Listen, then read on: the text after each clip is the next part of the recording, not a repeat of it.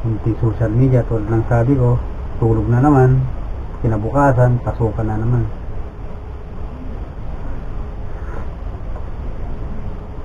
Napakahirap, napakalungkot buhay isang OFW, pero kailangan lang talaga natin mag-fit. Walang ganyan buhay OFW. Nung pumunta ako dito sa Kuwait, medyo bata-bata pa. 20 years na ako dito, last July 28, 2025. No? So July, October, November, December. So 20 years, coming 5 months na. Akala ko di ako magtatagal ng ganitong katagal. Ang daling magsabi na mag-ipon lang ako, uwi ako. Tapos kung anong magandang negosyo, napakahirap, madaling magsalita. Lalo na nag-college yung anak ko. Nag-aral na sila kasi meron akong 3 anak.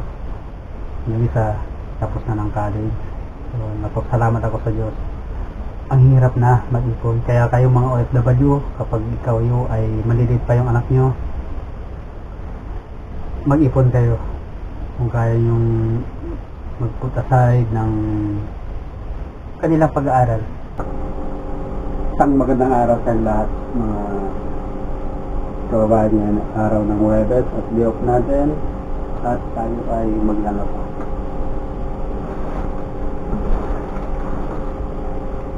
Ito ang buhay OFW.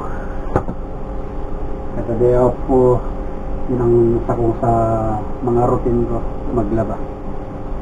Iwalayin muna natin yung puti at hindi kulot. Basta naman ang buhay yung mga katulad tong OFW sa mga panig ng mundo.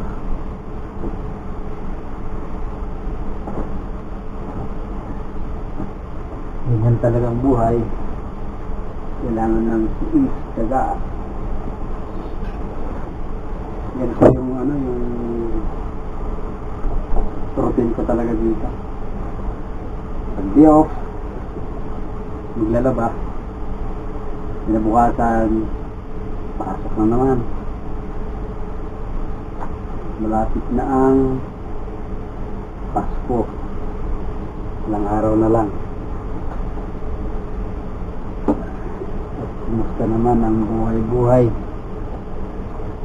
ng mga kababayan, mga OFW, saan mang panig ng mundo at mga kababayan ko sa Pilipinas. Isang maganda at mapagpalang araw sa inyong lahat. Para madali, wala natin yung mga big color.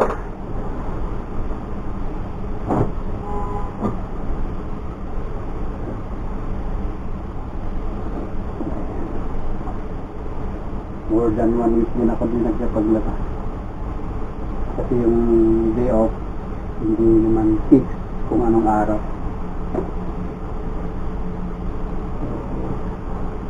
Is lang. Talagang ganyan ang buhay. Ayun. Yung isa. At ito yung bicolor. Buti na lang yung ginagamit namin ng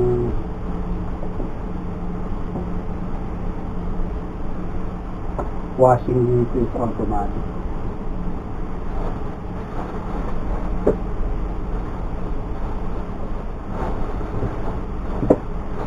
Hindi mo na kailangan magbalnaw pa. Pag nilagay mo,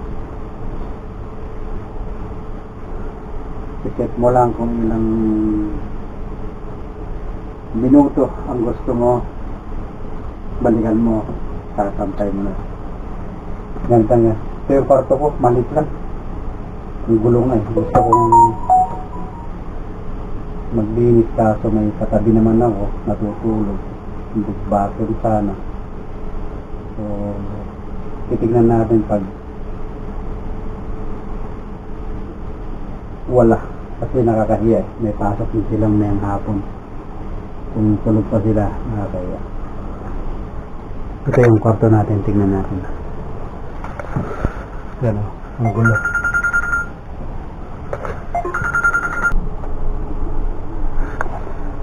So, ito yung kwarto natin, ang gulo. Yan. Malit lang kasi yung kwarto natin. No? Pero sabi ko, gusto ko sanang maglinis kaso may natutulog din dito. Saka dito. Siyempre may pasok din sila.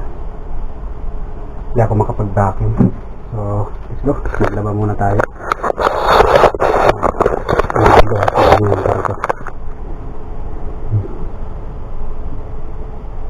Diba? Oh. Higaan. Ito na rin ako kumakain. So, let's go. Maglaba tayo. Ano yung buhay? Kada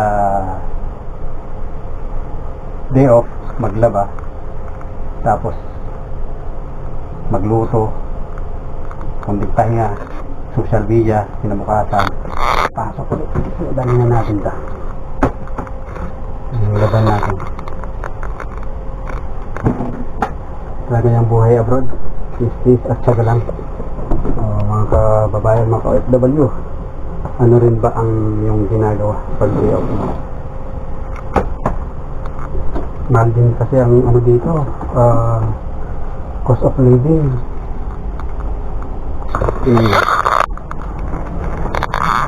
Yan ang kwarto namin. Yan, pinakasala.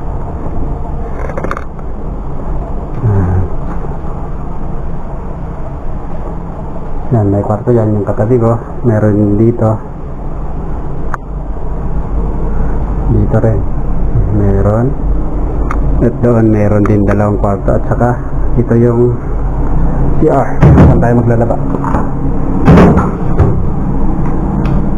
Okay. So, ito lang kagandahan dito. Yung ginagamit ng washing machine is automatic. Ilagay mo lang yan. I-set mo kung ilang minuto. Gusto mo, tapos pagka mo, pantay na lang gawin mo.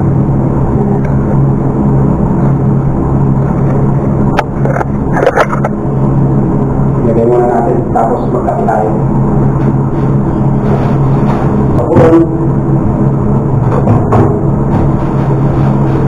Napakaganda itong ano.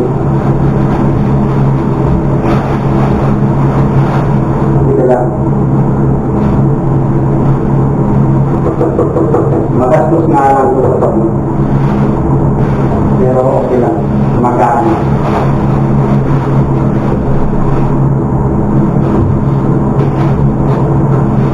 Okay ba?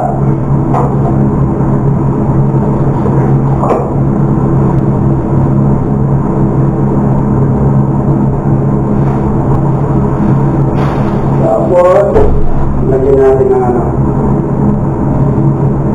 comfort.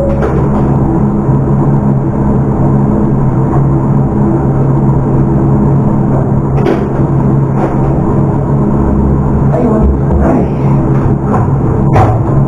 Lagyan na natin paglabahan natin. Lagyan muna.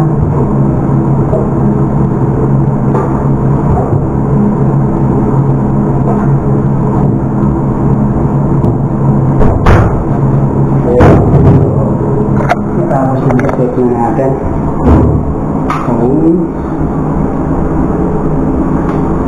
Check natin. Ano lang yung ano ko? 43 45 matagal. 35 minutes meron dito. Saan ka na? 35 yan. So, start lang natin. Ayan. So, after 35 minutes, okay na yan. Kukunin natin, sasampin natin. So, siguro, pag-start na magkapi tayo.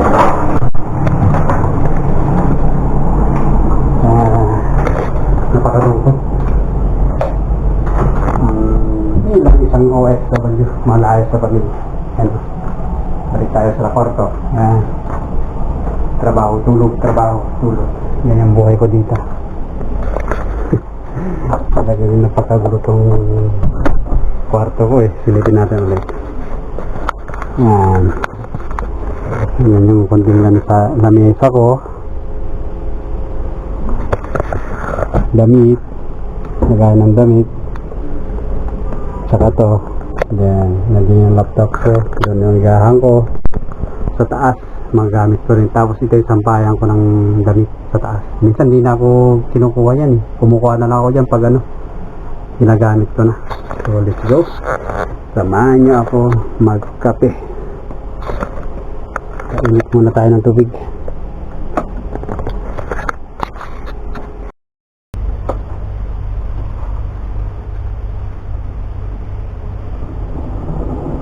So, ayun, naisalang na natin yung labahan natin. Tapos, habang hinintay natin is kape mo tayo.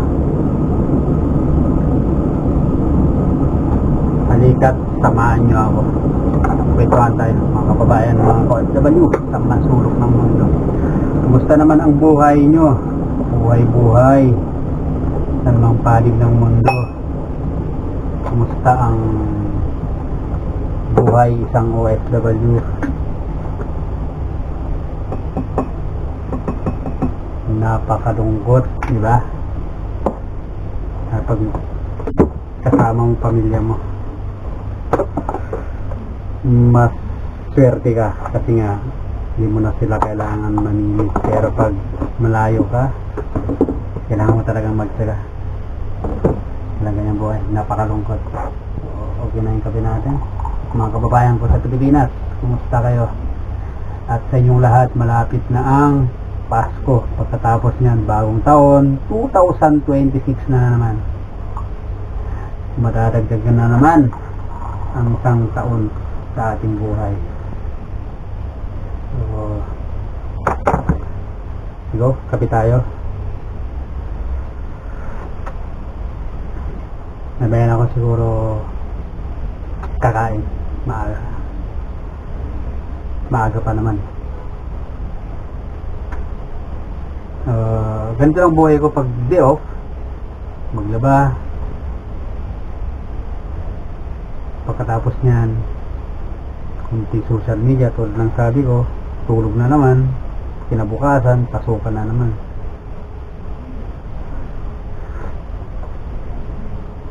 Napakahirap, napakalungkot buhay isang OFW, pero kailangan lang talaga natin mag-eat. Ang gulo ng kwarto ko.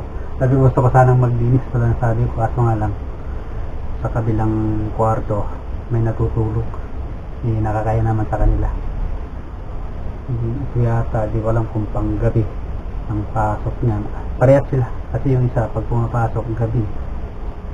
So hindi ko natsambahan na pag morning sila sana okay.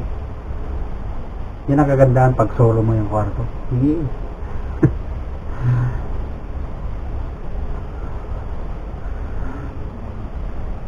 Walang ganyan buhay OFW. Nung pumunta ako dito sa Kuwait, medyo bata-bata pa. 20 years na ako dito. Last July 28, 2025. No? So July, October, November, December. So 20 years. Coming 5 months na. Ang bilis.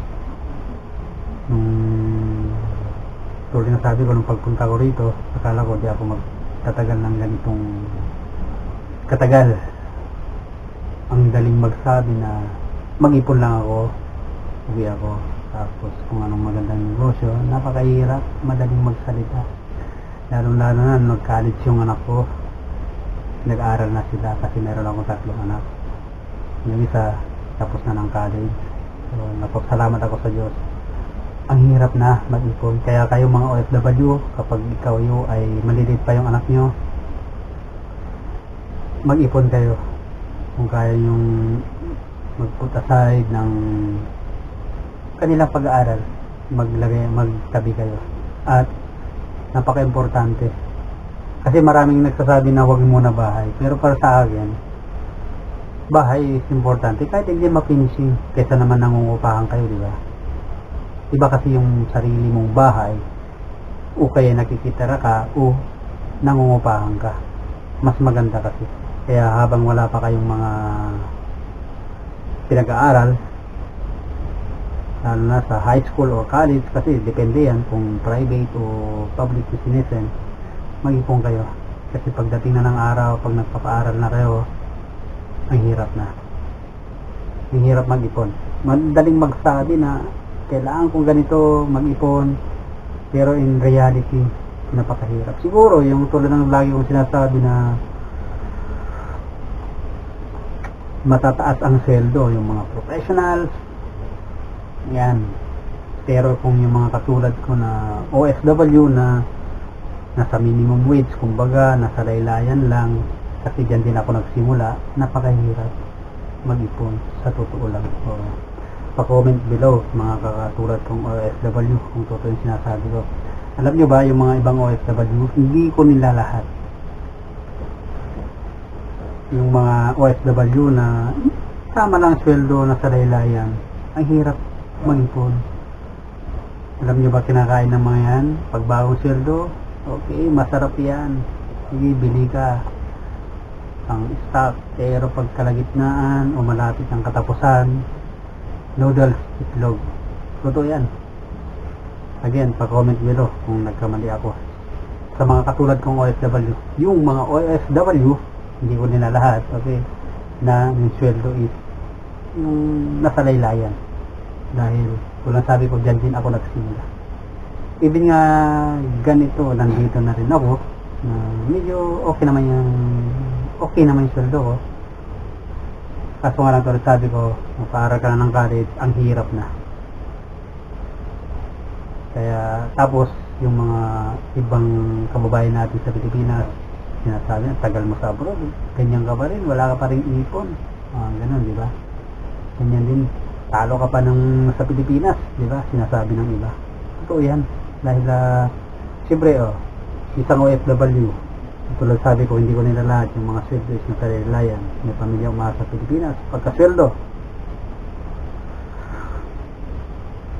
padala sa Pilipinas, may matitira, minsan wala, lalo pag may emergency, humihiram. Totoo yan. Again, disclaimer, di ko nila lahat. Ang tinutukoy ko ay yung mga OFW na ang sweldo ay mababa lang. Or, tinatawag na, sabihin natin na minimum wage. Napakahirap mag-ipon. So, tama ba ako, mga kababayan, mga OFW? Ang nakaka-relate lang dito yung mga OFW na may karanasan na. Pero yung mga nasa Pilipinas na hindi na naranasan, akala nila maraming pera ng OFW. Hindi lahat. Hindi lahat. Minsan nga, yung iba, umuwi yan.